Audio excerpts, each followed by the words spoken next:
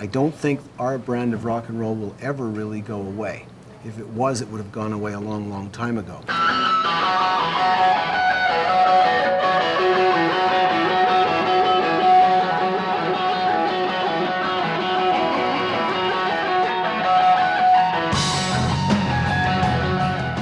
We didn't really do a record that we thought would ever come out. You know, I just did that for fun, like a record I would like.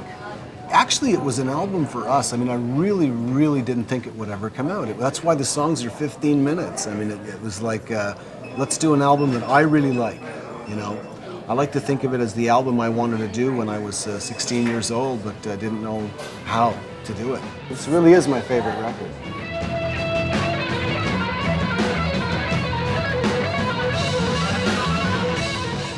I'm glad I had that particular album to come back with because I feel like I can stand behind it. This goes really, really way back to the 60s.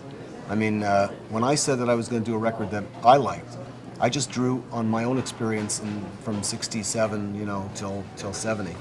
And I basically made the record of that time. Because all of my influences in this record is very much from the late 60s.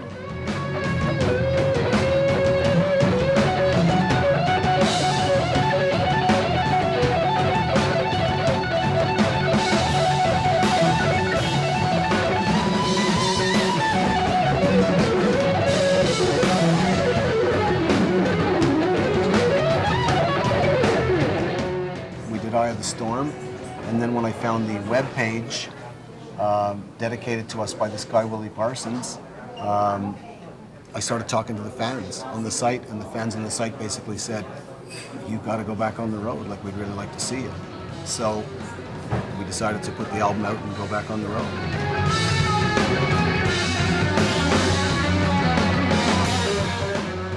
And I didn't really know I would ever come out again.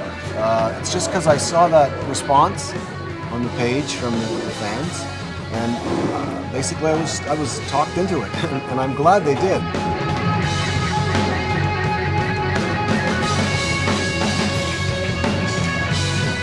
I used to say that we made psychedelic music, you know. What was psychedelic music? Well, it was Eye of the Storm in the 60s. That was psychedelic music. In the 70s, bands came out that had keyboards and, you know, Pink Floyd, stuff like that. They started doing a new class of psychedelic music, and then what we did became classed as metal or hard rock. But in actuality, what we did was psychedelic music. Hard rock and metal was something else, like totally something else. It was more like Ozzy Osbourne or Black Sabbath or something. I'm back to doing what I consider psychedelic music.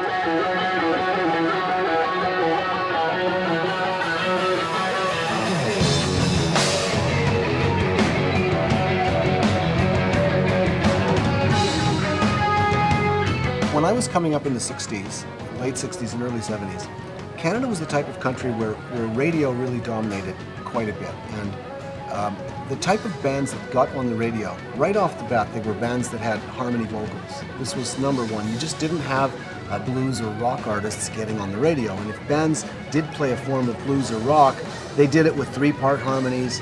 It was sort of pretty music.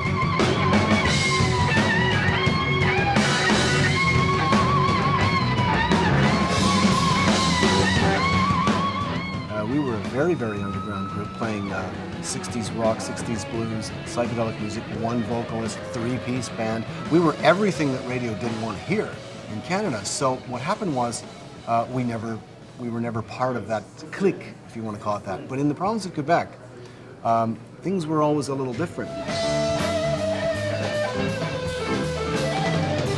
We were the first people here to get into different kinds of music. Quebec audience would go crazy for this kind of music. There would be thousands of people for it, and they'd all be rocking and rolling.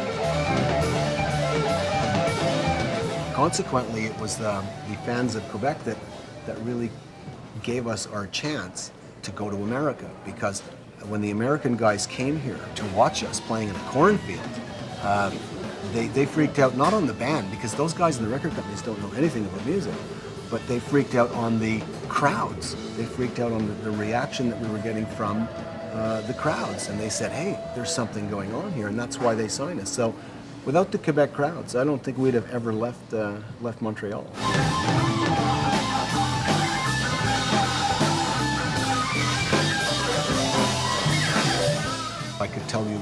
California Jam or the Day on the Green concerts for Bill Graham. You know, these were all shows of 80,000, 100,000. One was 300,000 people. I mean, everyone was preening for cameras and pretending to be something that they were not. That is not what rock and roll was when we started it. It was not what Woodstock really was in '69, but it's what people thought it was in the '70s. The actual highlights for me would be the times that we go on the road and we just play to the types of fans in a second or third market that never get that kind of rock and roll. They're told that they have to live in New York, or they have to live in Montreal, or they have to live in Boston in order to see a real rock concert. And so they travel to these cities to see them. But when you take that show out to some of these smaller markets and you play that kind of show for those markets, this is where you get the real fan appreciation, where you really get to the grassroots. And for me, that's always been a real highlight. Not many people would understand that, unless they've done it. Rock and roll of the nature that we do comes back all the time. I look at it as the good wife, you know, and the mistresses come and go, and then the good wife comes back.